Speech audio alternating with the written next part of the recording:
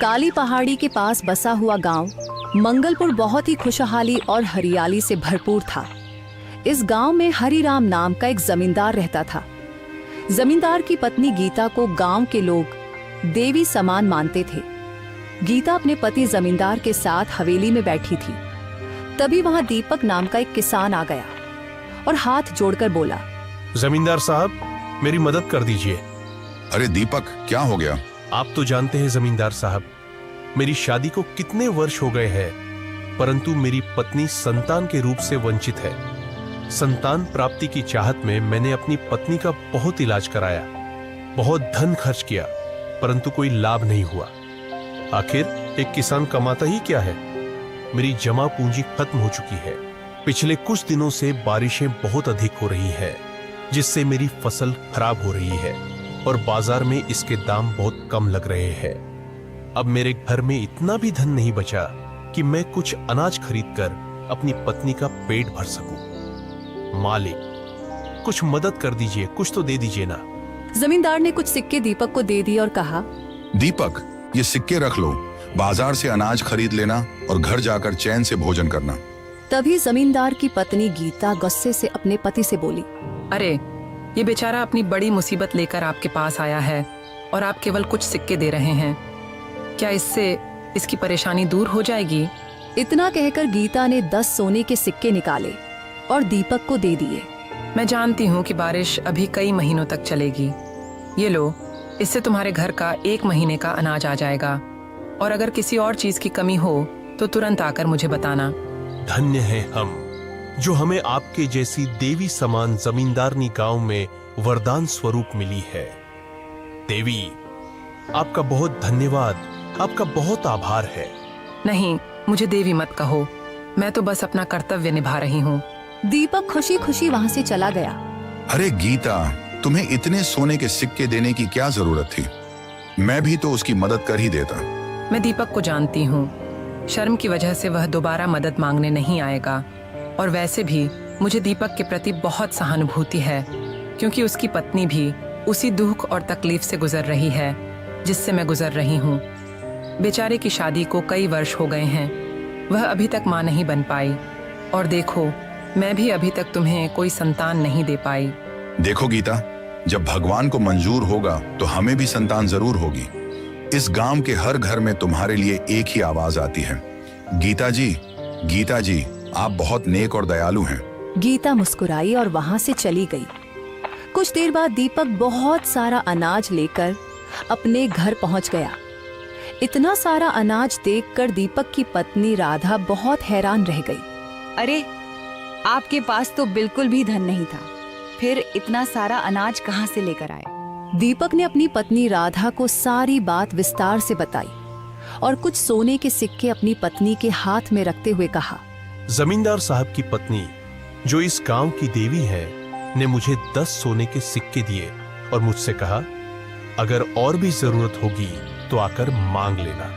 ये सुनकर राधा के चेहरे पर मुस्कान आ गई। यह बात तो सच है। जमींदार साहब की पत्नी, जो इस गांव की देवी हैं, सब लोगों का बहुत ख्याल रखती हैं। लेकिन आप खेत में जाना मत भूलना। खेत में जाकर काम करना, लेकिन आप खेत में जाना मत छोड़ना।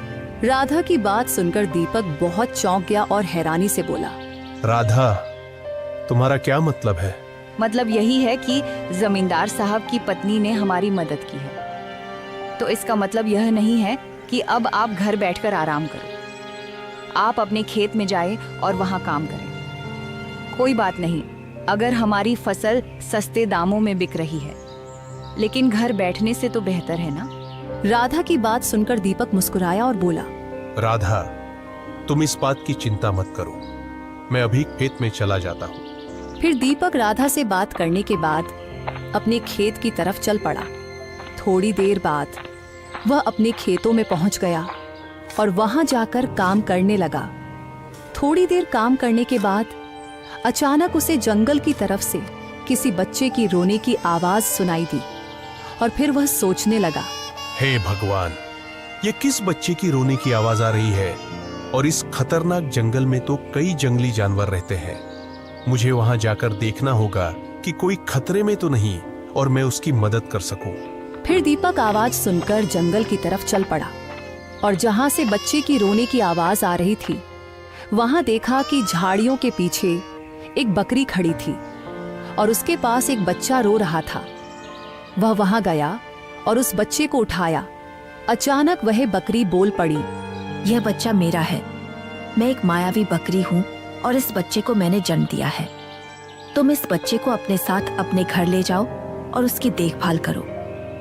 जब यह 20 साल का हो जाएगा तो उसे सारी बात बता देना कि तुमने उसे जंगल से उठाया था और यह भी बताना कि मैं उसकी माँ हूँ। इतना कहकर फिर वह मायावी बकरी वहां से गायब हो गई। और दूसरी तरफ दीपक हैरान हो गया और बोला, भगवान, ये तेरा कैसा चमत्कार है। ये छोटा सा नन्हा बच्चा एक मायावी बकरी का है और ये मायावी बकरी मुझे अपना बच्चा देकर चली गई है। भगवान, मुझे तो लगता है ये तेरी तरफ से मुझे तोहफा है, क्योंकि तुझे पता है कि मेरी कोई संतान नहीं है। वरना मैं तो आज काम करने के लिए भी नहीं आने वाला था। मैं तो आज घर पर ही रहना चाहता था। ये तो मुझे राधा ने कहा कि तुम काम पर चले जाओ। फिर दीपक इस बच्चे को अपने साथ लेकर घर चला गया। जब वह घर पहुंचा तो उसकी पत्नी राधा ने उससे कहा, यह आप किसका बच्चा लेकर आए हैं? राधा, मैं आज खेत में काम कर रहा था कि मुझे जंगल से आवाज सुनाई दी। जब मैं जंगल में गया तो वहां एक बच्चा और एक मायावी बकरी थी और उसने कहा, यह बच्चा मेरा है, आप इस बच्चे की देखभाल करना। फिर वह मायावी बकरी वहां से गायब हो गई। राधा, मुझे तो लगता है कि यह भगवान ने हमें तोहफा दिया है, क्योंकि भगवान को पता है कि हमारी कोई संतान नहीं है। यह कैसे हो सकता है कि यह बच्चा एक मायावी बकरी का है?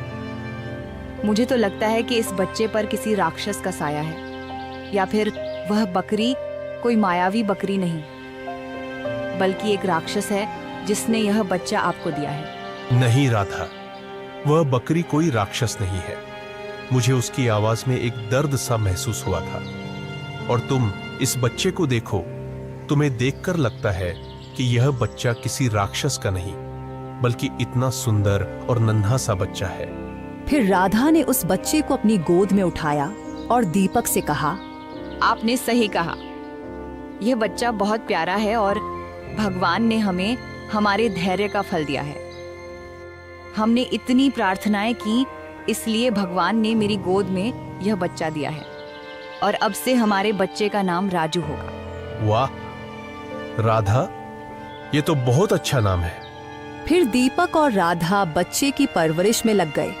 ऐसे ही 20 साल बीत गए और राजू भी अब बड़ा हो चुका था।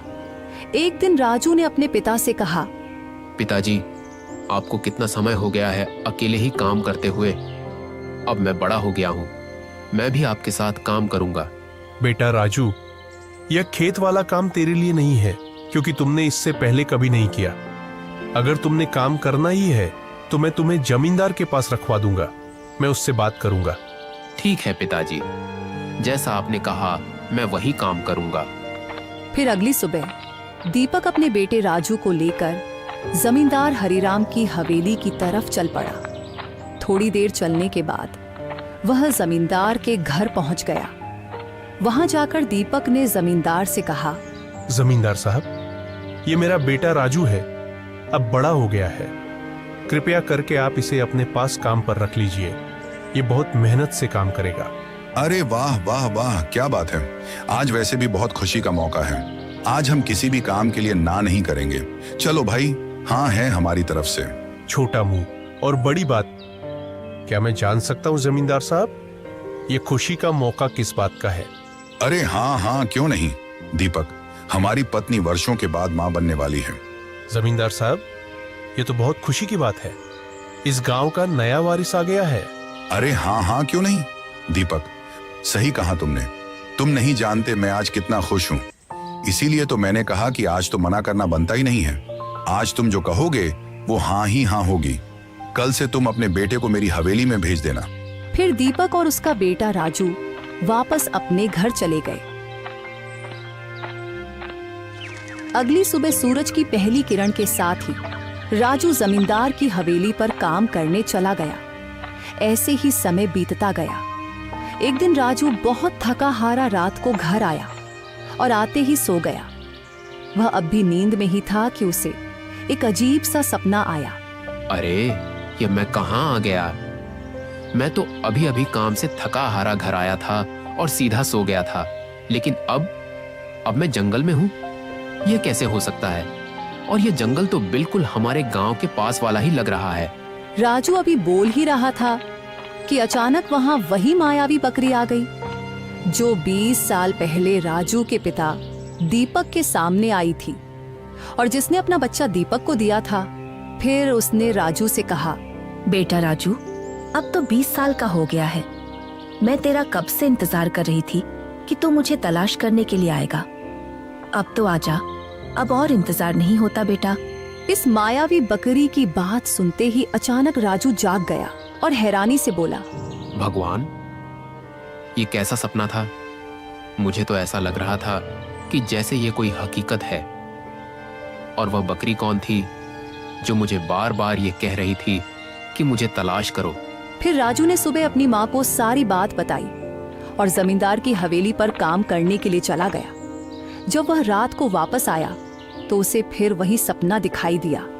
ऐसे ही 4-5 दिन बीतते रहे। एक दिन वह रात को सो रहा था कि अचानक वही सपना उसे फिर से आया। दीपक को जब यह पता चला तो राजू ने दीपक को सारी बात विस्तार से बताई कि उसे पिछले 5-6 दिनों से यही सपना आ रहा है। फिर दीपक ने राजू से कहा, बेटा राजू, जो तेरे सपनों में मायावी बकरी आ रही है वह और कोई नहीं, वह तेरी असली माँ है। हम तेरे असली माता पिता नहीं है। हमें तो जंगल से मिला था। इस मायावी बकरी ने मुझे तुझे सौंपा था ताकि मैं तेरी परवरिश कर सकूं। और जब तू 20 साल का हो जाएगा तो मैं तुझे सारा सच बता दूंगा कि तू उस मायावी बकरी का बेटा है। पिताजी, यह आप कैसी बातें कर रहे हैं? भला ये कैसे हो सकता है कि मैं एक मायावी बकरी का बेटा हूँ? मैं तो आपका ही बेटा हूँ। आप ही मेरे माता पिता हैं। राधा भी पास ही खड़ी थी। राधा की आंखों में आंसू आ गए और उसने राजू से कहा, बेटा राजू, तेरे पिताजी सच कह रहे हैं। तो हमारा बेटा नहीं है, तुझे तेरा पिता जंगल से लेकर आया था। उसी मायावी बकरी ने हमें तुझे सौंपा था और कहा था कि जब तू 20 साल का हो जाएगा तो तुझे सारा सच बता दिया जाएगा। लेकिन हमने तुझे नहीं बताया क्योंकि हमें डर था कि तू हमें छोड़कर वापस न चला जाए। अब तुझे रोजाना सपनों में वह मायावी बकरी आ रही है। इसीलिए बेटा, अब तू उसकी तलाश कर। बेटा राजू, अब तो वही जगह पर जा जहां तेरे सपनों में वह मायावी बकरी दिखाई देती है और उसकी तलाश कर। और रही बात हमारी, तो यह भी घर तेरा ही है और तू हमारा बेटा है। जब तेरा काम पूरा हो जाएगा, जब तेरी तलाश पूरी हो जाएगी, तो तू वापस अपने घर आ जाना और हमारे साथ ही रहना। ठीक है पिताजी, जैसा आपका आदेश है मैं वैसा ही करूंगा। मैं अब उस मायावी बकरी की तलाश करने के लिए चलता हूँ।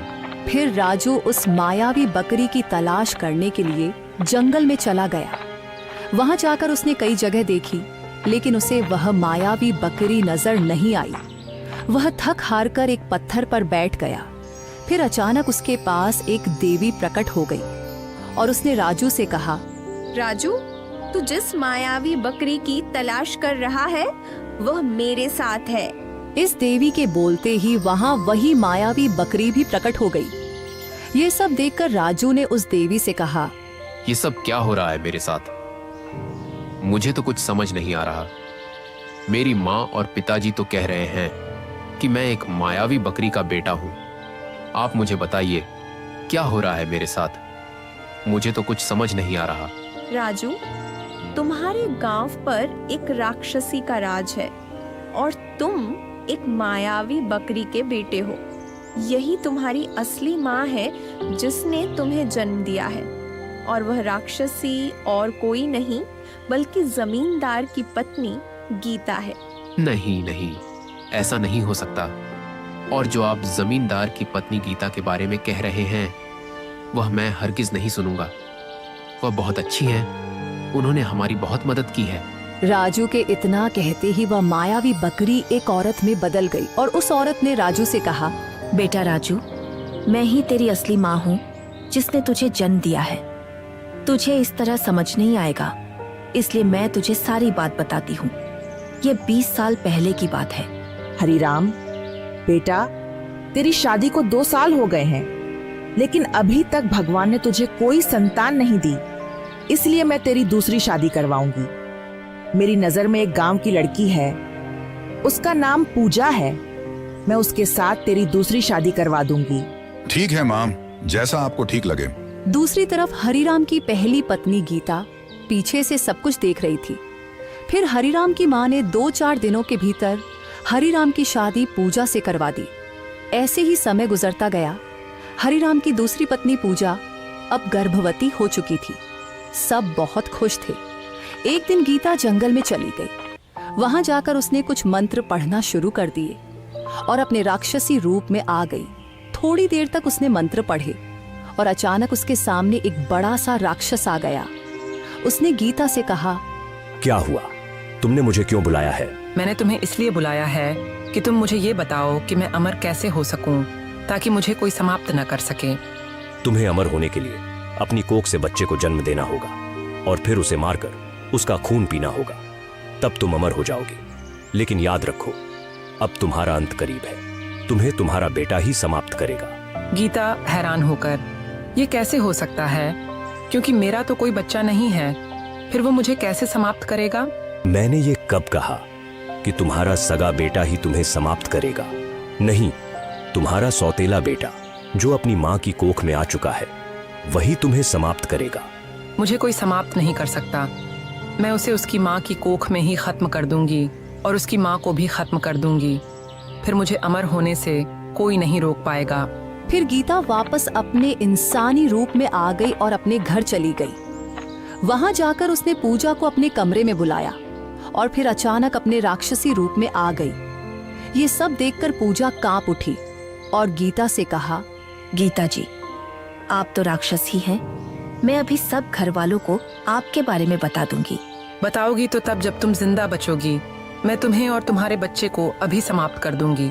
फिर गीता ने पूजा को अपने साथ गायब कर लिया और उसे जंगल में ले गई।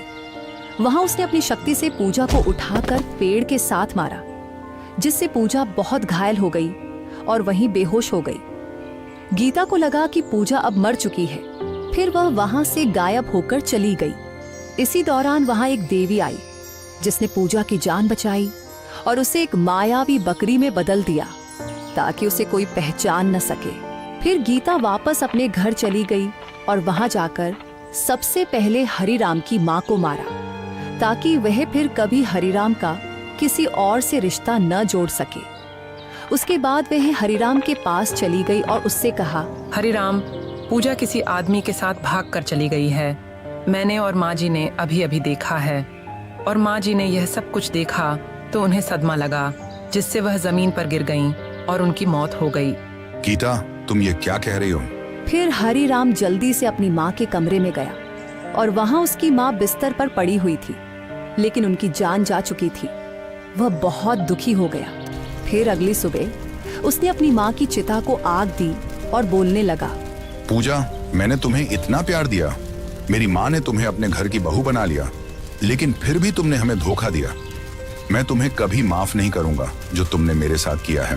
फिर पूजा ने अपने बेटे राजू से कहा, बेटा राजू, अब तो तुम्हें मुझ पर यकीन हो गया होगा कि मैं और जमींदार हरिराम तुम्हारे असली माँ बाप हैं, और इस राक्षसी ने हमें एक दूसरे से अलग कर दिया। हाँ माँ, अब मुझे आप पर पूरा यकीन है। फिर राजू ने उस देवी से कहा, आप तो इतनी शक्तिशाली हैं।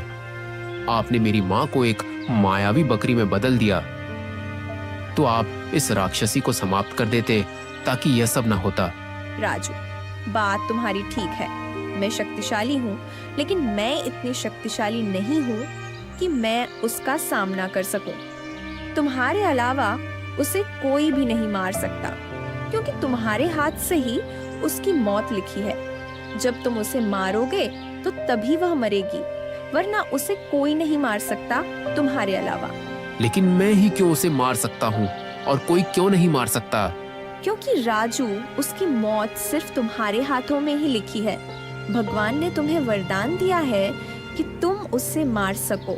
उसके अलावा कोई भी उसे नहीं मार सकता। लेकिन मैं उसे कैसे मारूंगा? मैं तो निहत्था हूं, मेरे पास तो कुछ भी नहीं है, फिर मैं उसे कैसे मारूंगा? फिर देवी ने अपनी शक्ति से एक तलवार प्रकट की और राजू से कहा, राजू, यह कोई साधारण तलवार नहीं है, बल्कि इसमें देवी शक्तियां समाई हुई हैं। इस तलवार से तुम उस राक्षसी को जरूर मार सकोगे, क्योंकि इन शक्तियों के साथ तुम्हारी शक्तियां भी जुड़ी हैं। तुम इस तलवार से उस पर हमला करना, फिर वह वहीं पर मर जाएगी। ठीक है, मैं ऐसा ही करूंगा जैसा आपने मुझे बताया है। ठीक है राजू बेटा, अब तुम अपने घर चले जाओ। और रही बात उस राक्षसी की, तो 2 दिन बाद पूर्णिमा की रात है। उस दिन वह राक्षसी मंत्र पढ़ने के लिए जंगल में आएगी, फिर हम उसे वहीं पर ही समाप्त कर देंगे। माँ, अब आप मेरे साथ नहीं आएंगी क्या? नहीं बेटा, अब मैं तुम्हारे साथ नहीं आ सकती। 2 दिन बाद पूर्णिमा की रात है, फिर उस राक्षसी को समाप्त करके मैं तुम्हारे साथ ही रहना शुरू कर दूंगी। अब तुम वापस घर चले जाओ। फिर राजू वापस अपने घर चला गया। घर जाकर उसने अपनी माँ और पिता को सारी बात विस्तार से बताई। वे दोनों बहुत हैरान हो गए। फिर दीपक ने राजू से कहा, बेटा राजू, तुम ये कैसी बातें कर रहे हो? जमींदार की पत्नी गीता गांव वालों के लिए देवी से कम नहीं है, और तुम उसी को मारने की बात कर रहे हो। मुझे तो तुम्हारी बात पर यकीन नहीं हो रहा कि जमींदार की पत्नी गीता एक राक्षसी है। पर पिताजी, यह सच है।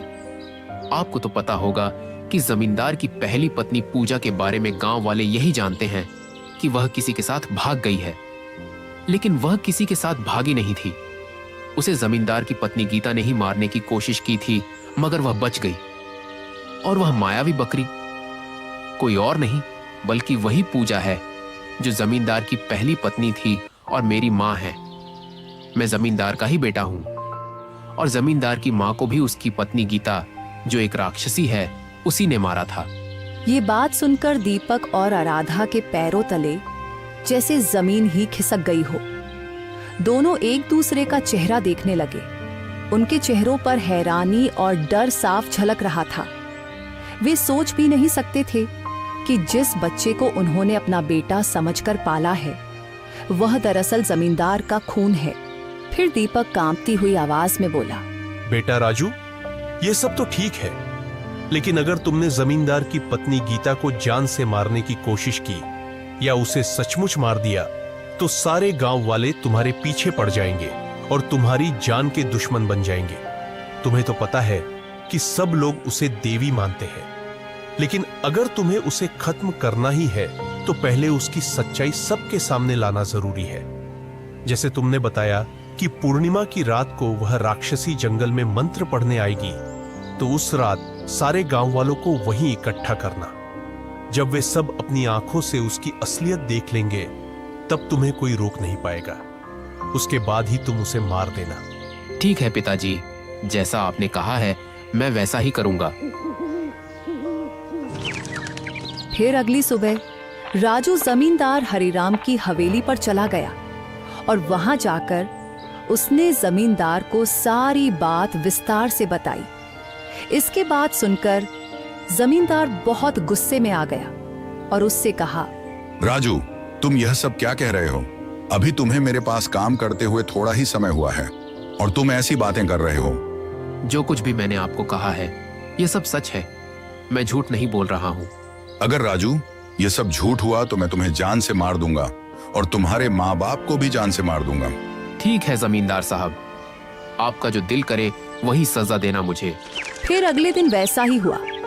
पूर्णिमा की रात को जमींदार की पत्नी गीता जंगल में चली गई और वहां जाकर अपने राक्षसी रूप में आ गई और बैठकर मंत्र पढ़ने लगी। दूसरी तरफ राजू ने सारे गांव वालों को इकट्ठा कर लिया और उसकी असलियत सभी गांव वालों को दिखा दी। सभी गांव वाले यह सब देखकर बहुत हैरान हो गए और आपस में बातें करने लगे। अरे भगवान, यह क्या है? जिसे हम देवी समझते थे वह तो देवी के रूप में एक राक्षसी निकली।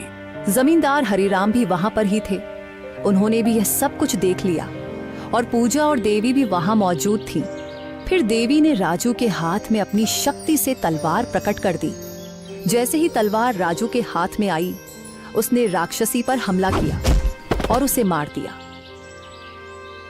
फिर वे सब वापस अपने घर आए और जमींदार का परिवार और दीपक का परिवार दोनों साथ मिलकर ही एक घर में रहने लगे, क्योंकि राजू जमींदार का भी बेटा था और दीपक का भी।